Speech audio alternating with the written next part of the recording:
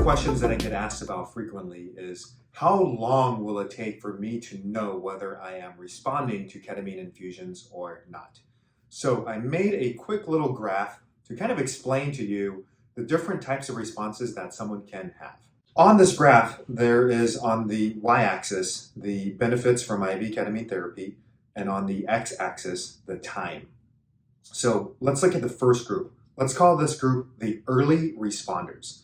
So if you notice this curve, it goes up rapidly, quite fast, and then kind of tapers out at the end. So I call these patients early responders because within the first 1 to 2 treatments, they're getting significant benefits, whether it's a drop in their depression scores or PTSD scores or pain scores. And so those are the early responders.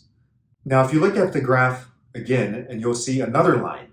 Let's refer to this line as the late responders. And what you'll notice in this line is they don't really get benefits initially, and it takes a bit of time, and it kind of goes kind of slow and steady. And then near the latter portion, that's when they notice the benefits. So some people, it can take 4 to 5 treatments before they notice any benefits from IV ketamine therapy.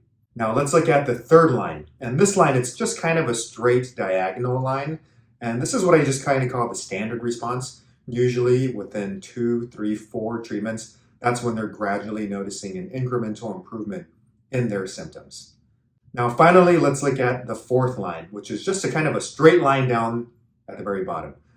Although ketamine therapy is quite effective, it doesn't work in some cases. So some studies are reporting anywhere from 20 to 30% of patients are something we refer to as non-responders. So these patients, even with ketamine therapy, they're not really getting any benefits from their treatment.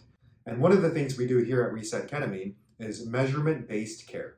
And so before each infusion, someone comes in, they're going to fill out these various surveys looking at their depression score or anxiety score or PTSD score, whatever they're kind of focusing on. And that way we can tell whether they are a responder, an early responder, a standard responder, or a late responder, or even a non-responder, which can definitely happen.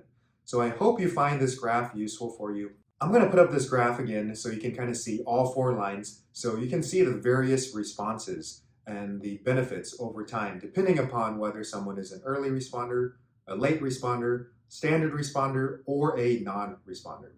And again, thanks for all the questions. I really appreciate you watching these videos, so feel free to hit the like and subscribe button below so that you can stay up to date on the latest ketamine content. I'll catch you next time.